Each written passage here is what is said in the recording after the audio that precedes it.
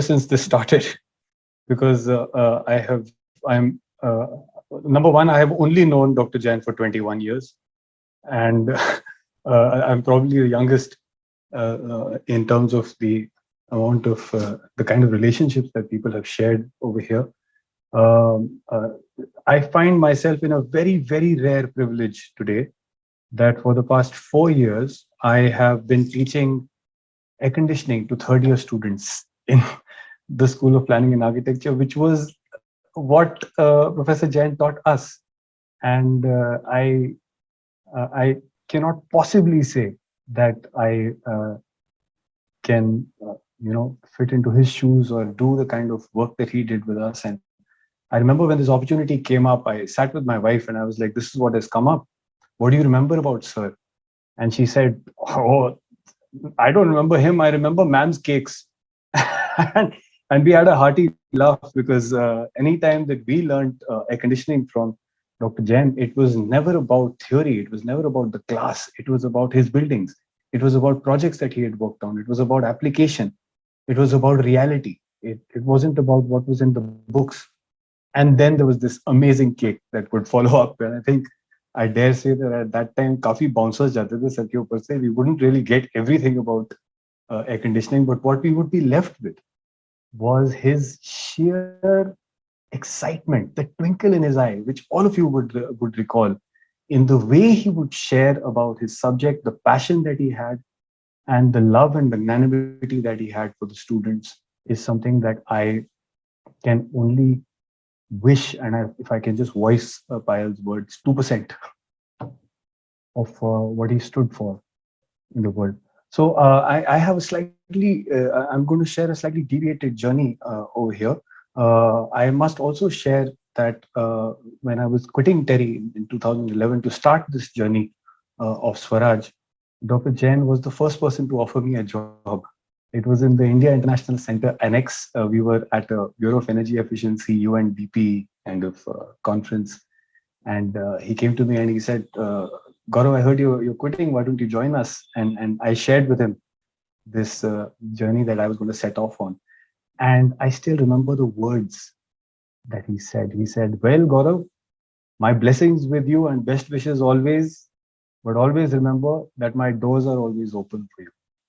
And it was just so moving and so encouraging that I think it is that excitement that has carried me forward to where I am today. So without much further ado, and there's so many endless anecdotes that I can share. In fact, I still remember the first time I shared with Sir about this journey of Swaraj in 2011. I met him again in college about 4-5 years later. And he still remembered what I had shared with him in 2011. So he asked me very specifically, "Bhai, kya ho raha hai tumhare us project ke saath?" And I think this was his phenomenal care, because I really don't think this. You can't fake this. No one can fake this. You have to genuinely be interested in people to remember that one instant of a 5-minute conversation that you had with an ex-student of yours, over so many years. So without much further ado, I hope everybody can see my screen. I am going to share very briefly about this project called Swaraj, but I'm going to do it in a manner that will just give me 1 second.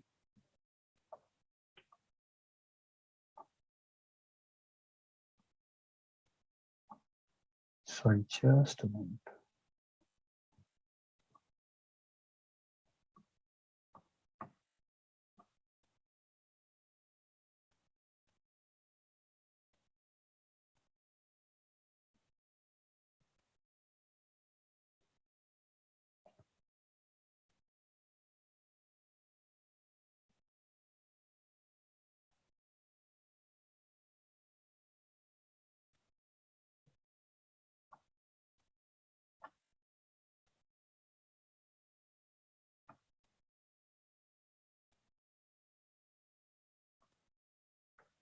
Yeah, so very quickly, and I'm not going to go into the details. A lot of you have withstood death by PowerPoint, and I'm not going to put you through that again.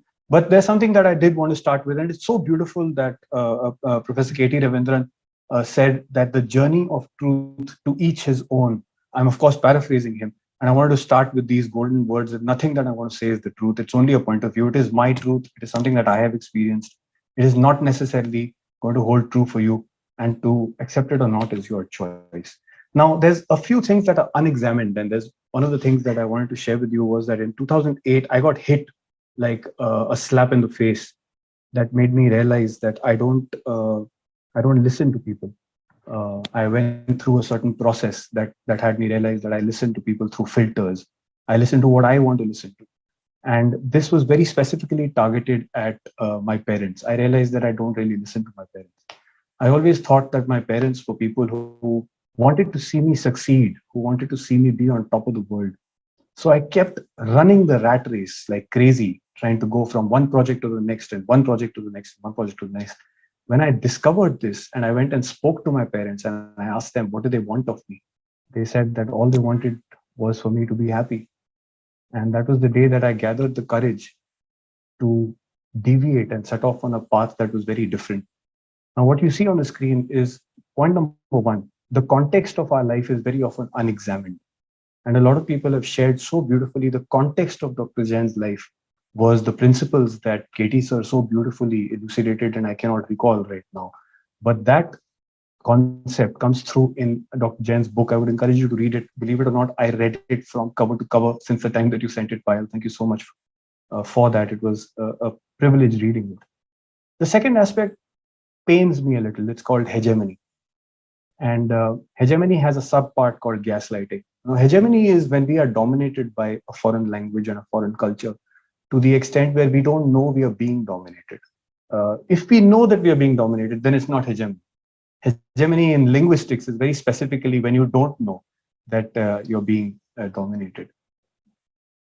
The journey that I've had has also allowed me to explore language structures and also has made me realize that Indian languages, especially local languages across India, have a deep reverence, a deep love, and a deep respect for nature, which is quite frankly unparalleled in a lot of what we have done today. And those languages have gone on to do what is point number 4, which is the social construct of reality. It's very important for all of us to understand reality is socially constructed. What we agree is real. For example, the definition of development or the definition of developed is socially constructed. It's not something that is written in stone. It's not something that's the truth. Like Katie so beautifully said, it is one possible truth. So I'm going to unravel the truth for you.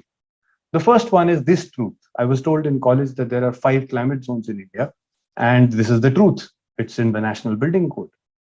So let me take you a little deeper into the story of India and have you realize that first and foremost, there are 29 climate zones in India, and there are 17 geographical climate zones that India is divided in. So that busted the first myth open and made me realize that 5 climate zones was not the truth. But when we were working on developing Griha and we were working on developing various typologies and variants to understand how local contexts vary, we discovered the agroecological map of India and we realized that India has 21 agroecological zones. Now that was really strange because in parallel, I was developing the concept of Swaraj uh, under the guidance of a professor from IIT Delhi, Professor Vijay Raghavan. And I discovered that India has 22 major languages, and languages change with geography. Languages change with climate. Languages change with soil. That again made me wonder about the truth. And then somewhere down the line, we developed this map, which was the junk food map of India, and it had 31 different soil types, now food types. And we realized that, wait a minute, how does this work? It doesn't food change with soil. But soil तो 17 type के होने चाहिए, तो ये कहाँ से आ गए? And it was really strange because when we went one step further, we discovered that we have 155 soil types in India, and the formula for soil types is clot, climate, organic matter, relief, parent material, and time. We're being played. We have 234 identifiable mother tongues and 1,635 rationalized mother tongues in India. Each mother tongue has more respect for their local climate and for relationships with nature and with each other than I can ever imagine learning through all my academic upbringing. What is also very interesting is that in most cases, we have very strong alliances and partnerships with the global north, not realizing that the global north finishes where India starts. So, in most cases, the climate that the global north has is very different from the climate that India has. And Dr. Jain's book voices this over and over again so beautifully. But this, I think, is the bottom line: the fact that the most biodiverse countries in the world have the maximum cultural diversity, not very surprising. Now, there's a question that I'm left with. Since local culture always protects and preserves nature, why fit everybody into one mold? And this is the question that had me literally get up and leave on a completely divergent path. We all go through the same process. We have so far worked with more than 200 schools, Anganwadis across the country. And everywhere we go, we start with this simple survey where we ask students, what do you want to do when you grow up? And students say any one format of engineering, architecture, design, get into the movies, be a politician, be a fashion designer, be a music producer. And then he asks them the next question: what is required for a sustainable planet? In 5 minutes of this exercise, the students can themselves see that there is no connection between who they want to be when they grow up and what is required for a sustainable planet. Singular consequences. I don't need to show you all this, but it's obvious that we need a sea change in perception. And it's very interesting that so many people, Hariharan sir started with it, Katie sir so beautifully reinforced it. We have lost faith in ourselves. I have lost faith in myself. My faith comes from my degree, from my qualification, but not from my ancestry and not from my heritage. So you all might be familiar with the Bhasha Bhojan Besh Bhavan Bhajan. That's not where I'm going today. I'm going very specifically into a specific direction, into weaves, into fabrics. Not because this is close to Payal's heart very specifically, but to the fact that India's history is the history of textile and not the history of anything else. But why that happened also was because India's history was enmeshed with religion and philosophy. So whether it was Buddhism or Jainism or Hinduism, it spoke about the Indrajal. It spoke about millions and myriads of species interwoven and interconnected with each other in a very delicate balance, in a mesh, in a fabric that was woven by the creator. The same story finds its way in Buddhism, and the same story finds its way in Jainism, which is why we have this Indian fibers and weaves. Amru, Vari, Bharat, Batik, Banarsi, Bandhani, Chamba, Rumal, Chanderi, Chausa, Kathak, Chikankari, Dorukha. You have seen the diversity of fabrics that we have. And I'm going to take you through just a few of these, whether it's the Chamba Rumal or the Chanderi or the Chikankari, and then the kind of diversity you have just within Chikankari. And I want you to notice something over here, that each one of the weaves and stitches that are mentioned over here are taken from patterns in nature. None of them reflect anything other than that. So whether it's the hool or the bakhia or the zanjira or the shadow work that is so famous within chikankari, all of this represents those 155 soil types that we started with in the beginning. So whether it's a dorukha or a chanderi or a ikkat or a jamdani or a jamewar or a kalamkari or a Kutch embroidery, which again goes into 16 different varieties. And all these varieties are reflecting the tribes that wear the fabric. It is not the name of a fabric, it's actually the name of a tribe that practices that form of embroidery. So that's the kantha, and that's the kashida, and that's the paithani, and that's the pashmina, and that's the pashmina, and that's the goat that doesn't really know what's happening across the world. And that's Fulkari, and that's Kalam. Yeah, that is, what is that? That's Pipli. Yeah, that's right. That's Pipli. And this is the Dozi.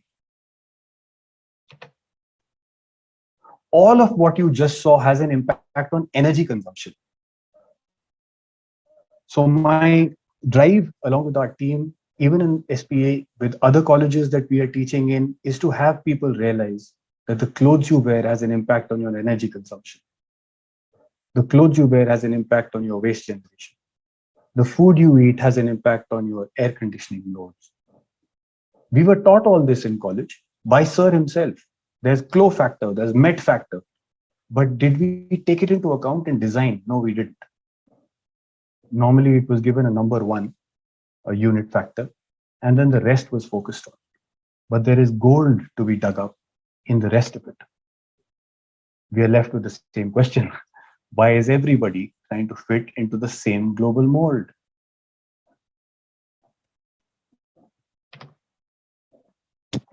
If local culture has protected and preserved people across the world, then why are we not encouraging what we're encouraging?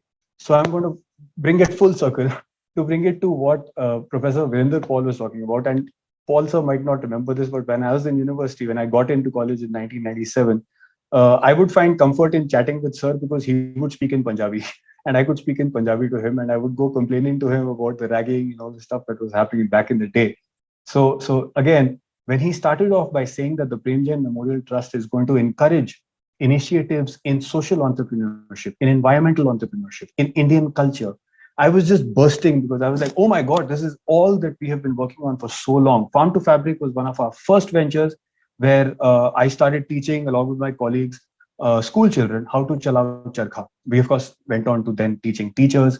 And we also developed teaching modules on how to teach maths, how to teach multiplication, how to teach concepts in physics like force into momentum, so on and so forth, theories in physics using the charkha, right?